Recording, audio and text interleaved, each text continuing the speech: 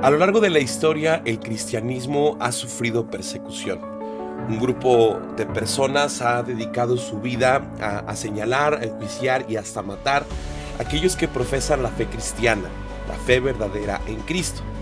Y esto nosotros lo podemos leer tanto en libros históricos como en la misma palabra de Dios. Persecuciones que el pueblo de Dios ha recibido por parte de autoridades o de grupos religiosos. Evidentemente, la mayoría de las personas que estamos viendo este video no sufrimos una persecución tan grande como quizás en países como India o países asiáticos, donde verdaderamente están dedicando su vida a perseguir, a matar a aquellos que profesan la fe cristiana y que se dedican a predicar la palabra de Dios. Sin embargo, yo sé que la mayoría de nosotros también en algún momento hemos sufrido algún tipo de juicio o señalamiento por ser cristianos. Y me refiero a este sentimiento de cuando le dices a alguien, oye, es que soy cristiano. Desde ahí comienza el juicio hacia la fe que nosotros profesamos.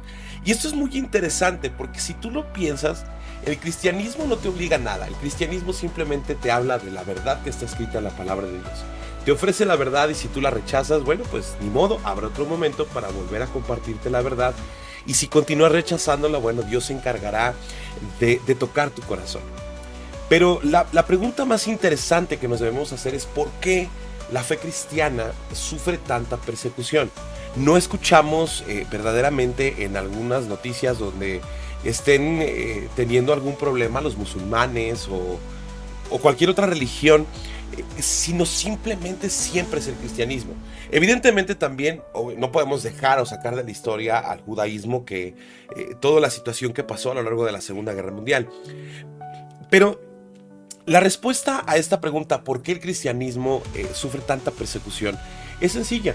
Es porque el enemigo se va a dedicar hasta el tiempo del fin a perseguir la palabra de Dios, a hacer que la gente no conozca la verdad, a evitar que las personas se alejen de la oscuridad, de las tinieblas y vengan a la luz.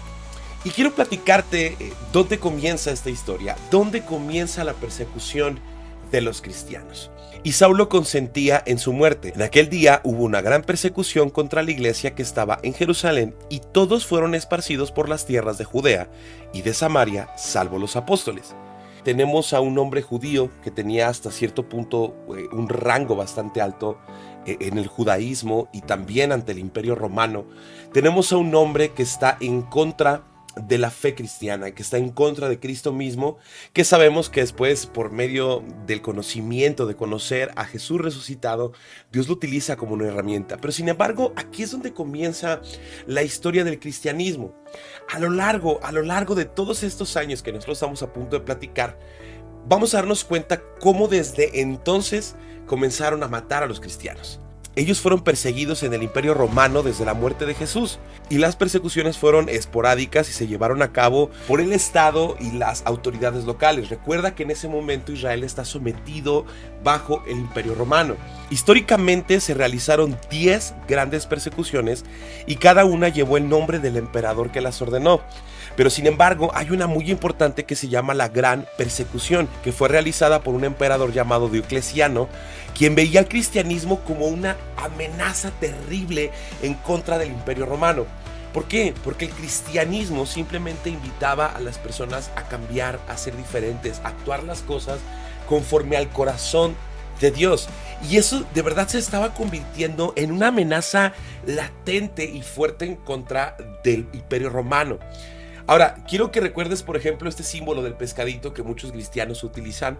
El auge real de este simbolismo comenzó en aquel tiempo donde los cristianos tenían que reunirse a escondidas y tenían la necesidad de predicar el evangelio y de escuchar y compartir el nombre de Jesús, y tenían que hacerlo a escondidas y ponían este símbolo con la intención de que otros cristianos pudieran encontrarse. Ahora, ¿a qué quiero llegar con este punto? La persecución ha existido desde este punto que yo te acabo de comentar, y evidentemente, conforme a lo que la palabra de Dios dice, la persecución va a continuar hasta el final de los tiempos. ¿Por qué? Porque el enemigo quiere detener la palabra de Dios. Aunque aquí viene lo hermoso, lo profético, lo poético que la palabra de Dios nos ofrece. Esto que nosotros acabamos de comenzar a leer es el cumplimiento de una profecía que Jesús dijo. Quiero que notemos cómo en el versículo que acabamos de leer dice lo siguiente: en aquel día hubo una gran persecución contra la iglesia que estaba en Jerusalén, y todos fueron esparcidos por las tierras de Judea y de Samaria, salvo los apóstoles. Esto quiere decir que un grupo de cristianos se fue a Samaria, otro grupo de cristianos se fue a Judea y los apóstoles se quedaron en Jerusalén. ¿A qué? A predicar la palabra de Dios. Porque si tú continúas leyendo los versículos posteriores te vas a dar cuenta que dice la predicación del evangelio en Samaria. Quiero que me acompañes 7 capítulos atrás. Jesús está a punto de ser ascendido a los cielos y profetiza lo siguiente. Entonces los que se habían reunido le preguntaron diciendo: Señor, ¿restaurarás el reino de Israel en este tiempo? Y quiero que notemos lo siguiente: aquellos hombres que tuvieron la oportunidad de convivir con Jesús antes de la crucifixión y después de la crucifixión, aún seguían viendo el reino de Jesús como algo local, como algo que solamente iba a pasar en Israel. Y me encanta cómo les contesta Jesús. No les toca a ustedes saber los tiempos o las sazones que el Padre puso en su sola potestad, pero recibirán poder cuando haya venido sobre vosotros el Espíritu Santo, y me serán testigos, y ojo con esto, en Jerusalén, en toda Judea, en Samaria y hasta lo último de la tierra. La persecución que estaba comenzando en este punto de la historia que nosotros acabamos de leer es la misma persecución que nosotros estamos viviendo, y es algo que Jesús profetizó hace 2000 años y que nosotros seguimos viviendo bajo esa profecía. Dice: en toda Judea, en Jerusalén, en Samaria y en toda la tierra. Tú y yo hoy nos encontramos lejos de aquel hermoso país y sin embargo seguimos viviendo bajo este tiempo. Quiero que notemos cómo la persecución que es comenzada con la muerte de Esteban es lo que movió a la iglesia cristiana a comenzar a esparcir la palabra de Dios, a comenzar a esparcir la misericordia que había sido entregada por medio de Jesús.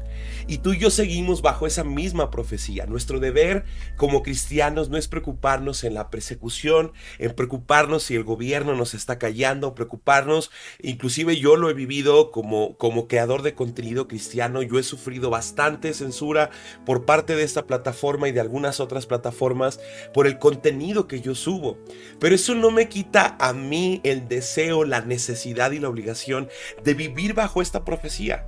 No me interesa lo que pase, no me interesa lo que tenga que perder. Mi deber es publicar las buenas nuevas de salvación, hablar de la misericordia que nos fue entregada a ti y a mí por la vida, la muerte y la resurrección de Jesús. Y que todas las personas que me rodean y que tengan la oportunidad en algún momento de ver todo lo que nosotros estamos subiendo y todo lo que nosotros vivimos y experimentamos como cristianos es para llevar a las personas a los pies de Cristo. La persecución generó la predicación de la palabra y la predicación de la palabra genera persecución. Pero sin embargo, nosotros vivimos bajo esa profecía que podemos ver latente hasta el siglo XXI y que no va a terminar hasta que nuestro Señor comience a reinar sobre este mundo y nosotros podamos verlo a la cara y decirle gracias por escogernos y permitirnos. Pero nuestro deber es predicar, nuestro deber es hablar a todas las personas y platicarles que Jesucristo pagó por nosotros, que no hay persecución mayor que la propia persecución del pecado. Y que todo aquello que nosotros podamos vivir en la tierra no se compara con la gran bendición que va a ser estar ante los pies de nuestro Señor.